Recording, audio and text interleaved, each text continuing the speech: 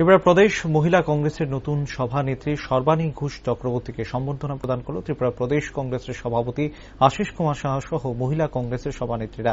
এদিনে কংগ্রেস ভবনে নতুন সভানেত্রীকে বরণ করেন সব মহিলা কংগ্রেসের নেতৃত্বরা। নবাগত সভানেত্রী সর্বাণী ঘোষ চক্রবর্তী বলেন, পূর্বতন প্রদেশ সভানেত্রীর পরামর্শ সাহায্য নিয়ে বুথ স্তর থেকে সংগঠন গড়ে তোলাই হবে আমার মূল লক্ষ্য। পাশাপাশি বর্তমান সময়ে মহিলারা যেভাবে নির্যাতিত লাঞ্ছিত হচ্ছে তাদের পাশে থেকে মহিলাদের মান সম্মান রক্ষা করবে। এদিকে প্রদেশ কংগ্রেস সভাপতি আশিস সাহা জানান, তিনি অত্যন্ত আনন্দিত ত্রিপুরা প্রদেশ মহিলা কংগ্রেস সভানেত্রী হিসাবে সর্বাণী ঘোষ চক্রবর্তীতে মনোনীত করায়।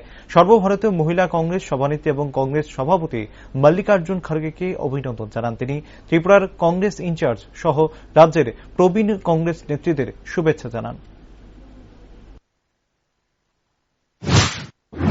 অত্যন্ত আনন্দিত আমাদের সর্বভারতীয় কংগ্রেস সভাপতি মল্লিকার্জুন খাড়গেজিকে আমি অভিনন্দন জানাচ্ছি।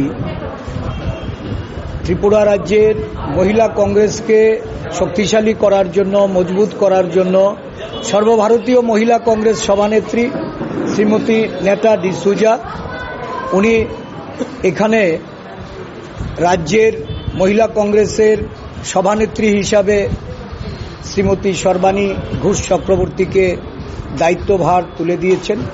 এই নিযুক্তিতে আমি সবাইকে, সর্বভারতীয় মহিলা কংগ্রেস সভানেত্রী, ত্রিপুরার ইনচার্জ মহিলা কংগ্রেসের যিনি, এবং এই রাজ্যে যারা আমাদের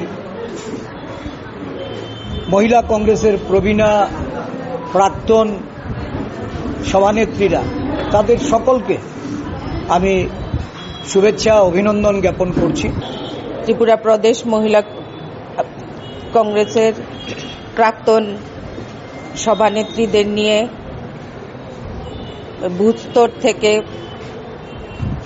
আমরা আমাদের সংগঠনকে শক্তিশালী করার প্রয়াস নেব এবং এই রাজ্যে